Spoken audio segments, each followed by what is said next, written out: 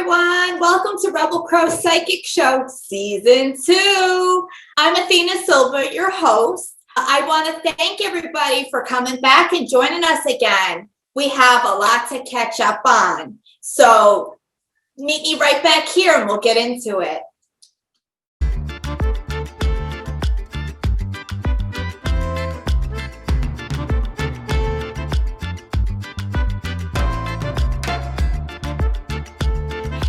So let's get to it. First of all, I want to announce the departure of our beloved Anya River.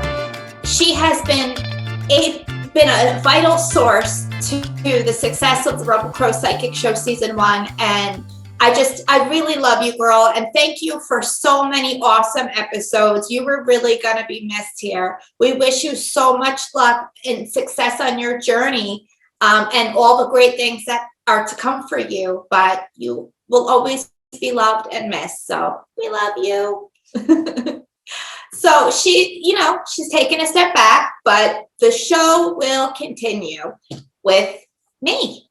So let's talk about new beginnings and liminal space. So for all of you that are new to the term, new to witchcraft, new to spirituality, when we talk about liminal space, we talk about the in-between, such as the crossroads, doorways, portals, windows, stairways, hallways, roads.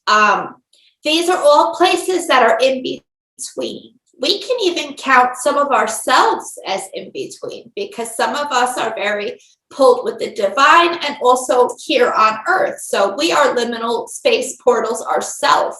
So when we get into these liminal spaces, we find ourselves hitting this plateau. Some of us may feel like we're wandering, but it's an excellent opportunity to set your intention for what's to come in the next chapter of your life.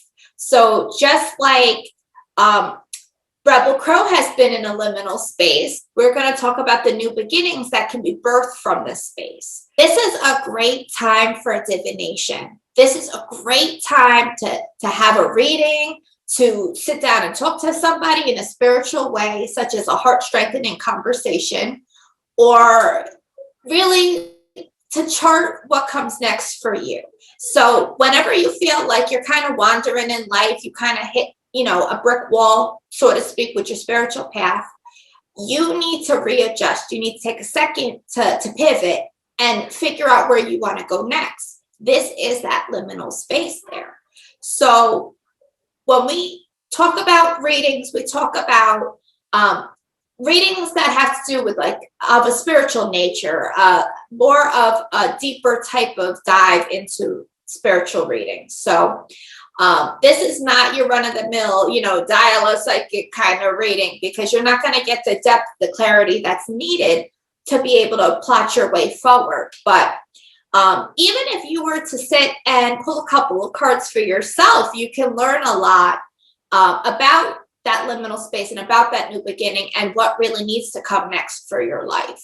So let's talk about tarot cards that really exemplify that, talk about the liminal space when you see them in a reading, because it's very important to, when you see these cards, to identify kind of where they're going and the energies of the card.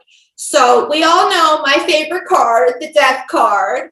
That is the picture of liminal space. It's a space where we're going from the old and cycling into the new. We're releasing old energies. We're releasing old habits. We're releasing the feelings of being stuck. And we're rolling it into a more positive step forward, a transformation. And so anytime I see the Death card, I know, okay, I'm moving on to bigger, better things. I am shedding my skin and stepping into my power. So it's important that we know these things when we see that card. The other one would be Two of Wands. There's also Two of Swords, Five of Cups, and of course the Fool. The Fool, primarily for its new beginnings, its joy, its happiness, its love of the potential of what's to come. So when we see these cards in any kind of tarot reading, either for ourselves or for our clients, we know that it's all about shedding of what's been and opening of what's to come. So that's the way that we were going to harness that liminal space and direct it towards a nice new beginning for ourselves, something that's productive and happy and, opens us up to our spiritual gifts, because that's ultimately what we need on this journey, right, guys? So let's talk about cleansing yourself and your surroundings. Anytime that you're going to try to manifest something big with intention, with purpose, for a reason, we want to clear the energies. We want to cleanse and neutralize any of the negative vibrations that are there. And we want to make sure, above all, that we cleanse ourselves. Now, every time we cleanse, we also need to do some protective work to fill in those gaps of that neutralized energy. So what I typically like to do is I'll do smoke cleanses for myself. I'll take the smoke and run it across my body, making sure that all my energies are nice and clean. Then I'll take like a spiritual cologne and I'll rub myself with it to help cleanse and help purify. And then I like to take like anointing oils for my specific intention. So if I want to manifest money or more business opportunities, I'll take money oil and I'll dab it where it's got to go. You could also anoint your chakras as well, like your energy centers, and also your tools and what you're doing, you're working.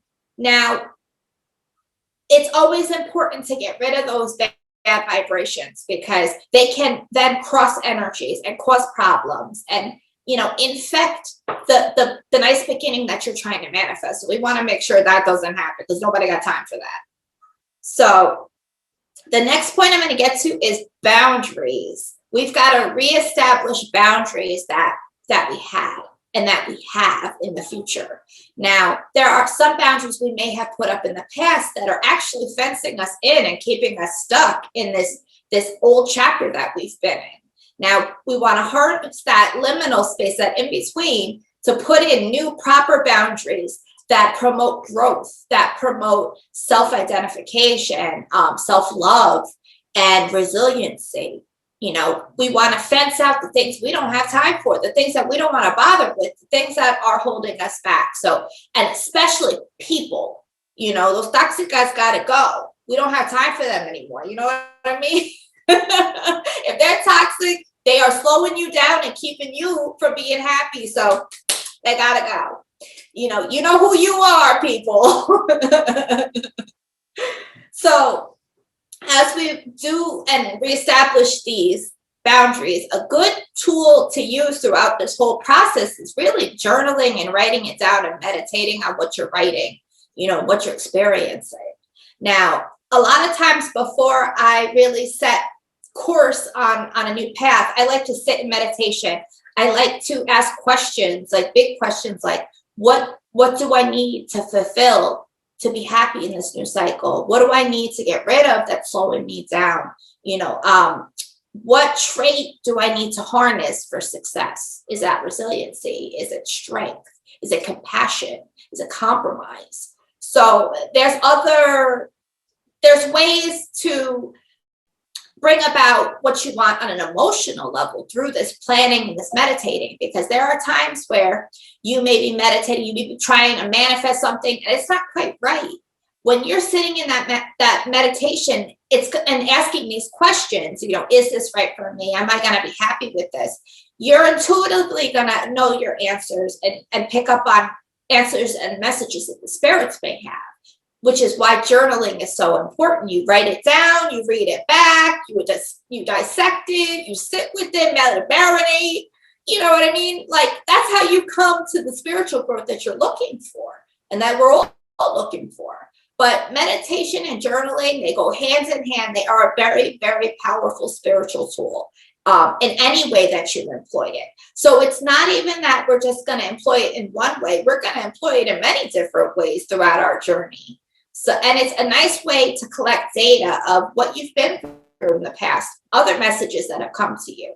Because with some messages may be reoccurring. When you see them, I know exactly what that means. I know how to handle myself when I get this information. And you know how to address it in your life. So going back and reading those old journal entries, going back and meditating on things that you've been through and things that you want to go through to come. It's just a very powerful practice that really is useful, especially when you're first beginning on your spiritual journey and you're first striking it out there in the spiritual world and learning about yourself.